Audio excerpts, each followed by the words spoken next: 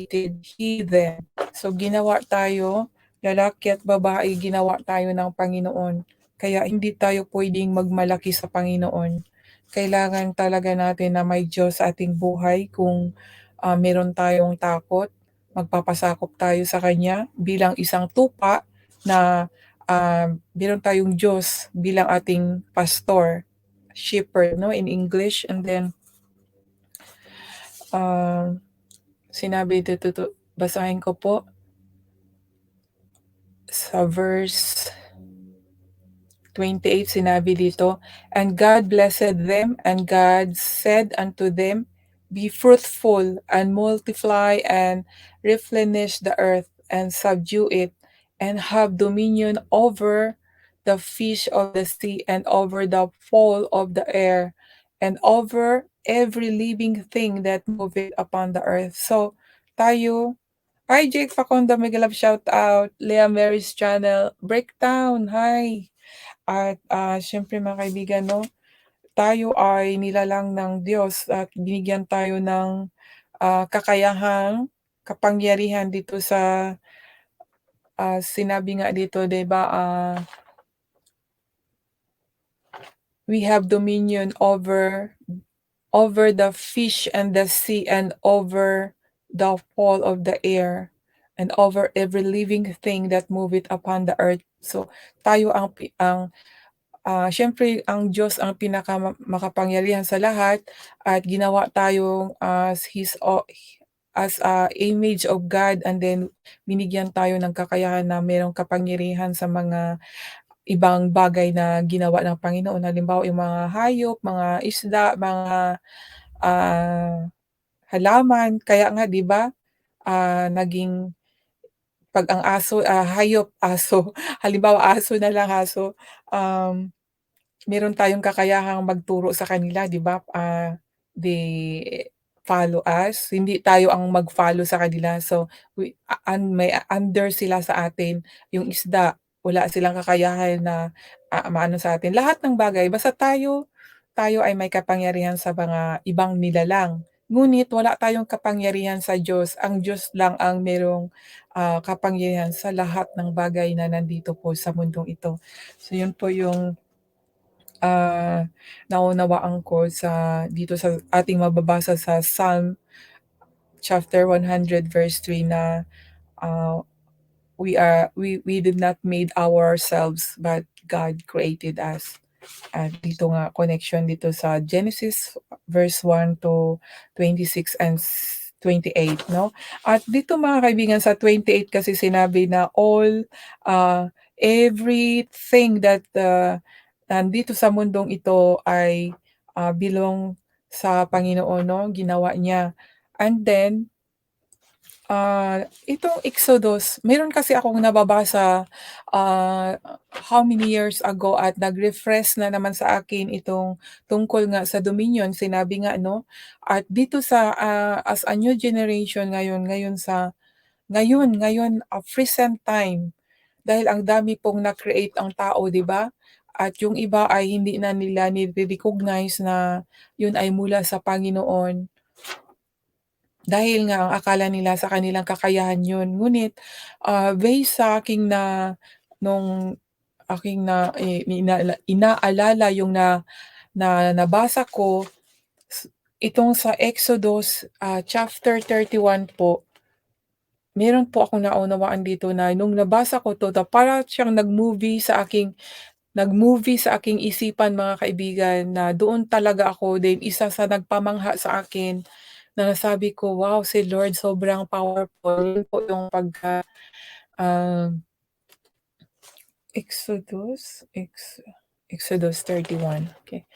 Exodus 31 sa verse 1 to 11, nasabi ko talaga mga kaibigan na sobrang powerful ang Panginoon, at talagang amazing. So, basahin ko muna ito mga kaibigan, ang Exodus 31 verse 1 to 11. Ang sinabi dito, "And the Lord spake unto Moses, saying, See, I have called by name Bezalel, the son of Uri, the son of Hor, of the tribe of Judah, and I have filled him with the Spirit of God, in wisdom and in understanding and in knowledge and in all manner of workmanship, to devise cunning works, to work in gold and in silver and in brass, and in cutting of stones, to set them, and in carving of timber, to work in all manner of workmanship. And I, behold, I have given with thee Aholiab, the son of Ahisamach, of the tribe of Dan, and in the hearts of all that are wise-hearted I have put wisdom, that they may make all that I have commanded thee. So imagine mga kaibigan, ibig sabihin, ang itong kahit sa ngayon 'no, kahit sa present time, kasi kung mabasa natin dito, ang Panginoon ang nagbigay ng ano, nagbigay ng halimbawa dito sa verse 11 sinabi, "Aking pinuspo siya ng Espiritu Santo," Espiritu ng Diyos 'no, at aking ipinuspos siya ng Espiritu ng Diyos sa karunungan. Imagine mga kaibigan, sa karunungan at pagkakilala at kaalaman at sa lahat ng sari-saring gawain mga kaibigan. Dito mga kaibigan, so amazing 'di ba? Ang Diyos talaga ang nagbigay, kaya nga nasabi ko talaga grabe si Lord, siya talaga ang sorry sa words ko kung grabe kasi feel feel amazed lang talaga ako, kaya sa Bisaya 'pag, we are amazed, our expression is we can say grabe. So, amazing parang gano'n po 'yun para sa akin. Sobrang amazing si Lord, binigyan niya ng Spirit of God sa karunungan, in wisdom at pagkakilala at kaalaman at sa lahat ng sari-saring gawain. So, kahit na itong internet, itong mga cellphone, mga anong nang itong mga bagay na nandito na ano, yung mga work of electricity na ano, 'di ba, mga gadgets. Ang Panginoon pa rin ang nagbigay ng wisdom niyan sa kanila, 'yun ang pagkakaalam ko. Kasi siyempre nung unang panahon wala pang mga internet, wala pang electricity. So, ang ginawa ng Panginoon, ito pa lang yung mga siyempre 'pag gumawa sila ng mga building, 'di ba, mga bahay or mga iba-ibang ano, kagaya nung mga ark, yung nung unang panahon mga kaibigan, 'di ba? Pero mga sabi dito, sa verse 4, upang kumatha mga kaibigan ha, ng mga gawang kaaya-aya upang gumawa sa ginto at sa pilak at sa tanso. So yun pa yung mga noong unang panahon, 'di ba? Yung mga ganyan, kung paano nila gagawin, ang Panginoon ang nagbigay ng gano'n. At kung maalala ko yung sa paggawa na lang ng bahay, yung temple na ginawa ni Solomon, isa din yun, na kung kung hindi ako nagkamali, ah, kung paano nagawa yun, ang Panginoon pa rin ang nagbigay, at saka siya yung ang nag-provide. Kaya wala talaga tayong ano mga kaibigan sa Panginoon, kung naniniwala tayo na may Panginoon, pasakop tayo mga kaibigan, at yun nga, ating alamin ang katotohanan tungkol sa Kanya. Ang tungkol sa Kanya malalaman natin 'pag magbasa tayo ng Biblia, malalaman natin kasi ngayon lang 'no na ano ko talaga, tama nga, ang word of God is not toxic, Instead na, kung makinig tayo sa mga ibang mga salita, bakit hindi tayo makinig or magbasa sa salita ng Diyos, dahil ang salita ng Diyos talaga is, can heal our soul talaga, sa totoo lang. Hindi po siya masamang salita, it's very good. Ano ba yun, nakakapag-ano ng ating espiritu, it's, another food for our soul 'no? Kasi yung kinakain natin na pagkain na mga mabubulok, 'di ba, ano, yun ang mga toxic, yung kinakain natin na pagkain natin araw-araw is toxic sa ating katawan, sa totoo lang, kasi may iba hindi fresh, mga iba mga junk food.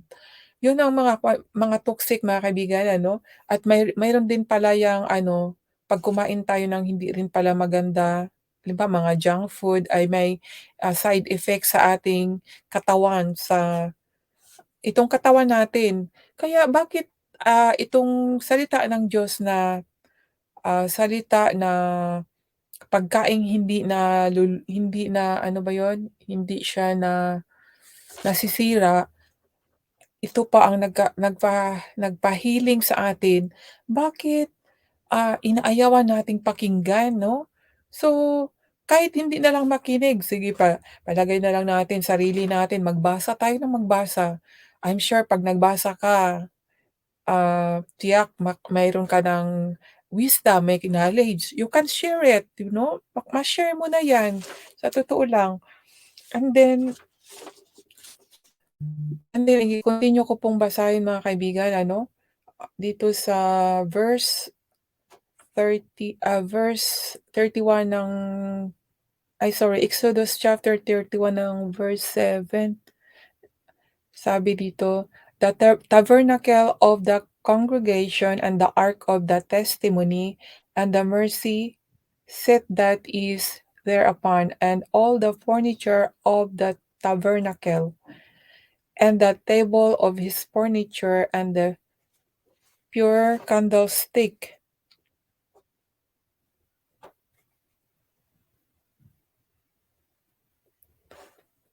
with all his furniture,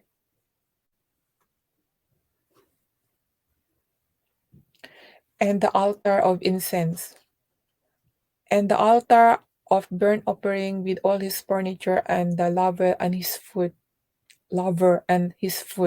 and the clothes of service, and the holy garments of Aaron the priest, and the garments of his son, to minister in the first office, and the anointing and sweet incense of the holy place, according to all that I have commanded thee, shall thee do." So ito po yung mga gusto ng Panginoon na gawin mga kaibigan. Kahit na every detail mga kaibigan, kung ano talaga ang gusto ng Diyos, yun ang gusto niya na gawin. Kaya, ito nga may instruction 'no, mga kaibigan, kung paano gagawin ah, yung tabernacle, yung sa table, papaano gawin. May mga sukat-sukat din pala yan mga kaibigan, eh, at kung ano yung ilalagay at yung isusuot. Ito nakalagay dito sa Exodus 31 verse 1 to 11. Yun